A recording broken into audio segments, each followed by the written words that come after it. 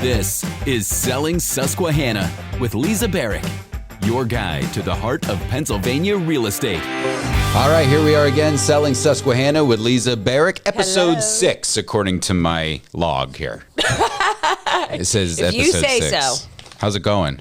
Very well. You're getting busy out there. You're popping up all over social media selling properties. Yeah. But it's- It's been great. But it's a been busy good. time of the year It's right been good. Yeah, oh, yeah, absolutely. If I wasn't busy now, I'd be really worried. now. Okay. Yeah. But you are really busy. Yes. So that's a lot of fun. Thankfully. Yep, absolutely. And go ahead and message Lisa through direct messaging, DM Yes. through Instagram. You'll get a response. Oh, yeah. Oh. So people are messaging you. You just... I just got through saying how I'm really bad at noticing those messages that go through social media. If you really want to reach me, text me. There you go. Email me, call me, or comment on my. But yeah, but I'm so bad about. I'm like, what's that little arrow thing with the, and Yeah. I'm old, everybody. No, let's, I wouldn't say that. cut the lady a break. Yeah, I think look. There's just new tools out there. There's just new ways. I'm trying. I'm in. Okay. So as we are selling Susquehanna, we ask people to send in their questions, Yes. and Lisa during this podcast will answer these questions. These are best, all anonymous. To the best of her ability. Yes. And you didn't look at any of these yet, so here we go. We have So 5 this questions. this part makes me nervous. I'm like, oh. We have just 5 questions for you. Okay. And usually people write paragraphs, and today's no exception. Alrighty then. First question. My agent wants to list my home for $585,000 and warns me that this is the very top of her market analysis. I don't care what she says. This is a seller's market. My home is an ideal location, and it's way nicer than other houses that are selling. So I want it listed for $615,000. Why can't I just list it for the price I want? Damn it. Go. They didn't say damn it, but Well. God. so you probably go through this quite a bit. Oh, yeah. It's a good thing this isn't a call-in show. Could be. It could be. If it was, I'd be like, Yeah. I'd have a heart. So basically, in a So- nutshell, this person wants to sell it for Yeah. $615,000. The Yeah. agent's like $585,000. Right. Because she did a market analysis. So what's a She market analysis? Studied. So that's where you take properties that are comparable to your property, hopefully is comparable. Sometimes it's hard to find comparable sales, but other properties that have sold recently, preferably within the last 6 months, that are similar size, similar location, similar style, similar amenities, and then you adjust for whatever it has or doesn't have that's, but as similar as possible and what they have sold for. Condition, obviously, things like that.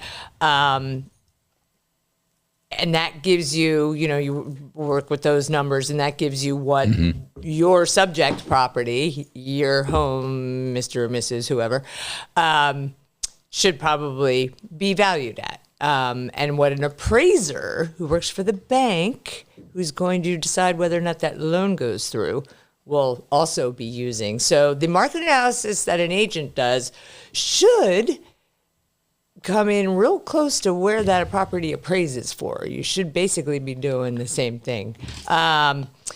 So the agent has put a lot of work into this. They've done a lot of research. They've done a lot of math. They've done a lot of analysis. They've done, that kind of thing. So they didn't just pick that number out of the sky. So my first response to this individual would be, why are you working with that agent? Why are you working with any agent? Yeah. So I'm gonna assume that you hired this agent because, I don't know, maybe you trust them. If you don't trust them, find somebody you do trust. if you don't trust anybody in this world, that's a different podcast. Yes. So anyway, you hired this person because they're a professional. So you should trust that what they say is the best advice and that they have your best interest in mind. I mean, honestly, if you don't feel comfortable with that person and that's your reason, tell them politely you're going to look elsewhere and you're going to look for somebody else. Okay. But bottom line, you need to listen to that professionals, what they're telling you to do. If you want your house to sit on the market ad infinitum while everybody else's properties are selling, that's great. Your agent might lose interest in your property because you're not working with them and they've got other people who are working with them. Eventually, you're going to start dropping that price. It's going to sit on the market longer. It's not going to look good. It's going to, all the things. It's not going to appeal to buyers as much. And at the end, you might end up selling it for less than you would have if you had just priced it properly to begin with. So, yeah, it's a seller's market.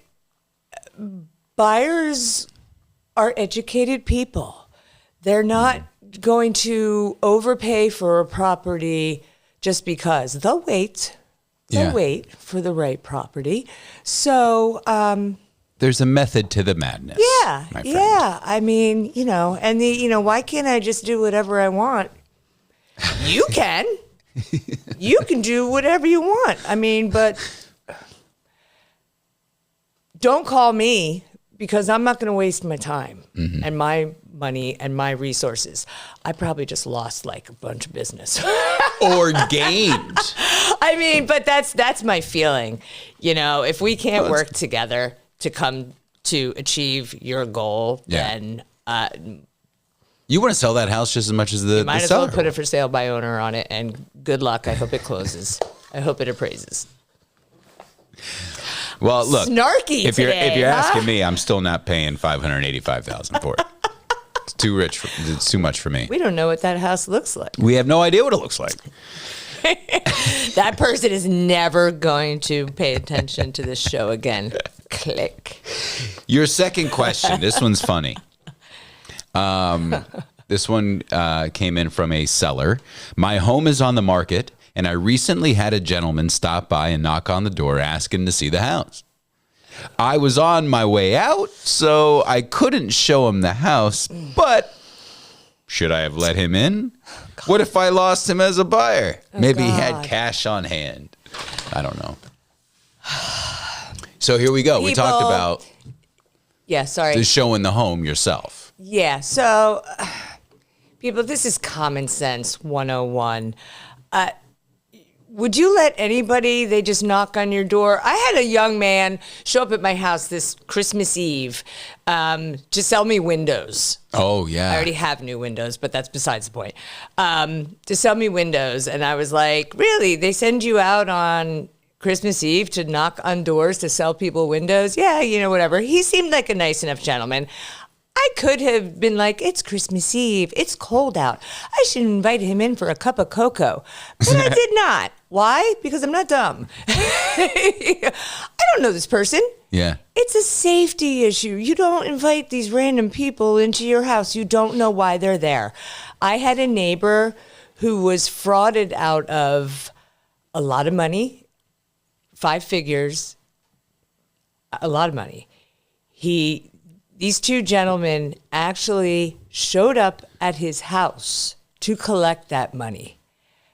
Thank God they didn't hurt him, but they took a lot of money. People do crazy things. I know it's Central PA, but this stuff happens in Central PA. So don't let people into your house. The other thing is there is a real estate sign in your yard with, a phone number, a name, highly visible. A face. Yes. Sometimes. A face, maybe. They could. Your sideways pose. Lisa's sideways. My glamour shot. They could take a quick picture of that sign and then be calling the agent. I don't care if they call the agent from right in front of your house, in the street, not in your driveway, not standing in your front yard. not on your premises, but if they're in the street, they're in their car, whatever, they can call the agent right there and get all the information they need, and they can schedule a showing. You're concerned about having lost that buyer. I mean, legitimate buyers are going through the proper channels to buy a house because they're working with professionals in every part of their purchase, whether it's, lenders, inspectors, etc. So they know to be working with professionals. Yeah. So they're not going to bother you. They're not going to knock on your door. They're going to call the agent. They're going to call their agent if they have an agent. And what psychopath does that, though? I guess they're out there. It happens a lot. I get sellers all the time calling me, hey, somebody came up to my house today. Somebody, do not let them in. Do not let them in. No. Just don't. There's nothing good to come from it. There's another part of this that I'm just going to put out there. This is my little message to buyers. Here we go. Sorry. If you have a house under contract, I know you're excited. You're so excited. You can't wait. You're making all your plans, et cetera, and you just keep driving by that house every day. You're driving by that house every day, and you're, gazing at it, and you're driving by and whatever. That's fine. But it's kind of creepy sometimes. If that house is occupied, whether it's occupied by the owners, it's occupied by a tenant, whatever, it's their home. They're still living there. They do notice you. When you stop and you guys packed a picnic lunch and you're sitting in front of your house, eating your lunch, staring at it. Okay, maybe that doesn't happen. But anyway, my sellers are calling me and saying, these people keep sitting outside our house. It's really uncomfortable. I'm sure they're very nice, but please make it stop. So please, remember, it's not your house yet. Common courtesy. Yeah, and it's amazing how some things happen. And I know you're excited. I get it. But just back off a little bit. So I'm really ostracizing everybody today. Not everybody. Wait, God, what's the next question? Not everybody. Let's move on. Let's see how angry you could get about this question. Says, I wrote an offer on a property, and this is why they're all anonymous, by the way. Yeah, but right? It's a good thing. You'll be sliding into their DMs, being like, what are you talking? Okay. I wrote an offer on a property and gave my agent a check for the deposit. A week later, my agent called me to tell me my check had bounced. Oh, that's horrible. Mm-hmm. I didn't even know the check was being deposited, and now I owe the deposit and a return check fee. Yes. I am furious. Oh. What is my recourse? Oh. Who says recourse? Oh, I wasn't expecting the furious part. I thought it was more like, I'm so embarrassed. Wrote an offer on a property. Yeah. Gave my agent a check. So I've had this happen to me, despite the fact that I tell my buyer clients, now, this earnest money deposit check you're giving me, I tell them the whole lingo. It gets held in Remax's non-interest bearing escrow account till closing. If you get out of, yada, and eventually gets, there's different caveats of things that can happen with it. And eventually it gets, refunded to you in one way, shape, or form, unless you default, and then we talk about that. So integral into that is it gets deposited into Remax's escrow account, i.e. cash. From your account. Right. Right. From their account to your account. Yeah. So when I have, and I've had this situation happen, when I call them and I'm like, what part of it's going to be deposited in the account did you not understand? Oh, I don't know. I guess I just thought you were going to hold it. No. No. Why would anybody have you tender an earnest money, good faith deposit and not do anything with it? This is money to guarantee that you're not going to default in the sale of this property. You have contingencies so that you can get this deposit back if one of those contingencies isn't satisfied. But this is money for if you just wake up one day and say, I don't want this house anymore, and it's not on a contingency, or I found another house I like better. I'm not buying this one, or whatever, that the seller then gets your deposit. So I don't know what that person's furious about. Hopefully I'm not their, well, I don't think I'm their agent because I haven't had this happen in a while. So, but you write a check, you give it to somebody. Yeah. And then they're like, hey, wait a minute. Assumes it's being deposited. Yeah. Yeah. Yeah. So make sure you have the money in your account. Yes. Make sure, when you're negotiating as part of your offer, that's part of the negotiation, what your earnest money deposit's going to be. Make sure you actually, look at your account first and say, yep, I can do that. Yeah. Now you're making people mad that don't have any money in their account. You are just getting rid of your whole audience.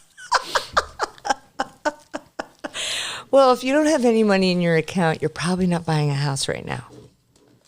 And then we can talk about saving in order to buy a house. But again, we could. That's a whole nother. Yeah. But that's a whole That'd nother be a good one. show. We can put that on the yes. on the list for next time. Please ask me something where I come off sounding good. Do you have an average, what would you say over the years in this industry? What would your average cost of a home that you have sold in the past? Do you have an average? Me personally, my average? Is it 280? I think it's 320. 300 and something. I think. It might be 200 and something. That's so hard to say. I know. I mean, my last closing of 24 was a $16,000 house.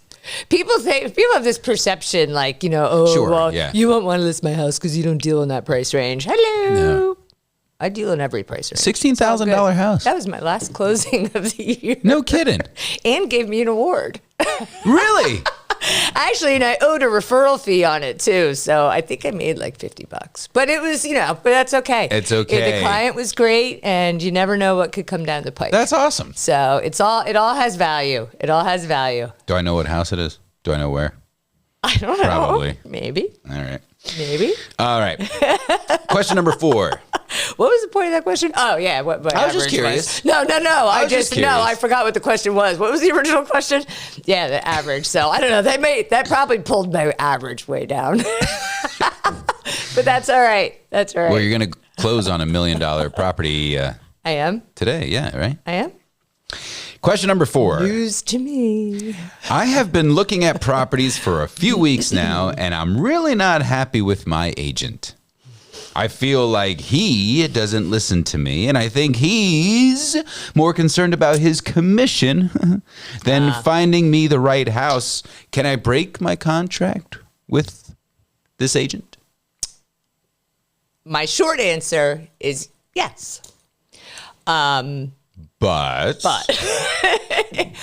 I don't give short answers. So my longer answer is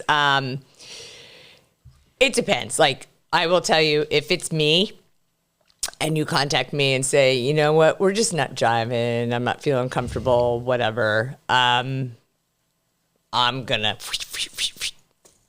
I don't want to make somebody work with me who's not comfortable. Even though you've signed a contract, I'm going to tear it up, and I have to, technically my broker has to authorize that, because you're really not signed with me, you're really signed with my broker. I see. That's the way real estate works. So technically they have to approve that. I know in my company situation, she'll support whatever I decide. But keep in mind that if you're working for or working with an agent from another company, they might have a different policy. So they may say, well, that's fine, but you have to work with another agent in my office. Oh, no. You're not going anywhere, pal. Oh, no. You're stuck with us. Yeah, maybe. Can that camera get his eyes when he said that? Because it's whoa. All right. Yeah, I think that's a horrible policy. Really, reality is you can't make a buyer work with you. You just can't. You can make a seller work with you. You can't force people to do anything, But yeah, if you're not comfortable, don't keep working with them. You're not gonna be comfortable. On the other hand, I've broken up with buyers. I've broken up with sellers that I just didn't feel like we were having a good relationship. I didn't feel like they respected me at all. Yeah. So, it doesn't happen often, but every now and then I'm like, you know what, I can't do a thing to make this person happy. They're not listening to anything I say. Back to question number one. Yep. They don't respect my professionalism. They don't respect me and that I have a life outside of real estate. A lot of things like that. And so occasionally I just say, this relationship's just really and it's not healthy. working out. Look. And I think you're going to be happier with another agent, Yeah. So, Yeah. it's like, It's okay. like anything. Yeah. It's okay. Absolutely. We keep coming back to, in all these episodes, I feel like at some point we talk about trust. Trust is just a major, major part of the client-professional relationship, especially when you're talking about your home or your investment property or your commercial property, your bank account. I mean, the security of you and your family if you have one or whatever. Right. Trust is imperative that there is trust there. So if there is not, then part ways and find a better situation for you. It'll make life easier. Absolutely. And it's okay. Nothing personal. No, Maybe. No. I mean, there are times that I'm like, I really thought they liked me, but move on. The world does, believe it or not, the world does not revolve around me. I learned to accept that a long time ago. And you still believe it's not always about me. And you still believe the earth is flat, right? You're still big into that. No. Oh, okay. No. I was going to say, it's tough to revolve around you when it's flat. Now I'm going to get all these messages. But that's okay, because they're going to message me through Instagram, and I'm not going to find it. You won't be able to find it. She'll get back to you in a couple of years. Okay, last and final question. Question Thank number God. 5. This has been tough. No, this has been fun. This has been easy on me. What are you talking about? Okay, last question. I am getting ready to list my house and finishing a few projects so it looks perfect for showings. I watch a lot of... You can call me. You can call me. I'm not... That wasn't a question. Oh, sorry. That was a statement. Sorry. Here's a question. I watch a lot of real estate TV shows. Yes. And the agents always tell their clients to remove all personal photos. Oh, yeah. The person says, I love my family photos, and I hate to take them down. But should I? Is that the question? Yeah. Should they take down the family photos? It's such an easier question. No controversy. Do they? Is it? So I probably answer that differently than a lot of agents do. That is like the customary rhetoric is to, take away any personal photos. People need to be able to envision themselves here, blah, blah, blah. I don't necessarily agree with that. If you have like really beautifully framed, tasteful photos. Let me tell you, I've seen some stuff that I'm like, okay, this is not Playboy Central. Yeah. Please put that away. I'm like, I didn't need. Believe me, I can think of one client in particular. Okay. Anyway, tasteful photos, around your home, placed nicely around your home or whatever. I don't have a problem with you leaving those up. Honestly, buyers who are coming through your house, they like to see like happy, pretty, these they enjoyed it in this house. I mean, yeah, exactly. So I always say like, leave them up. They look nice, Right. Your frames are beautiful, that kind of thing. Now, if you have, here's where I'll probably insult somebody. If you have cheap plastic, whatever, frames and of every year of, every school picture of junior since preschool going up the staircase and they're crooked and they're, whatever. And Junior's still living in the basement. Sorry, Yeah. Like you have the old clock. Yeah. The old wooden clock, and God. each number on the clock is their child's picture. I've never seen that ever. Oh, maybe that was just me. Okay, that's a conversation for another day. That's definitely a thing. I gotta talk to your wife. No. It's not at our house.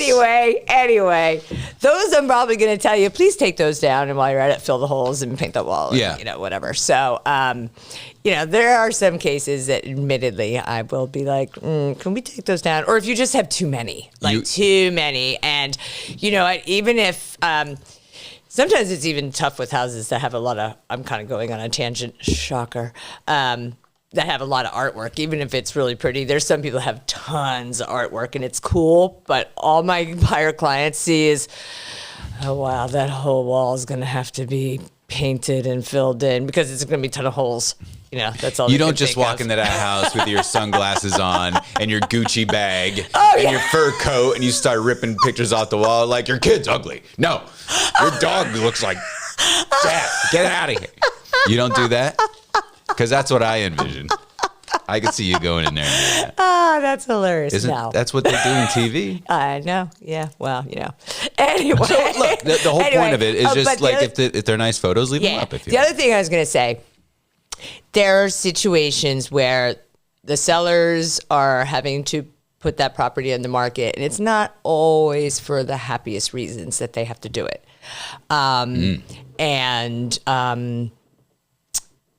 Those photos might be really important to them to be able to look at every day.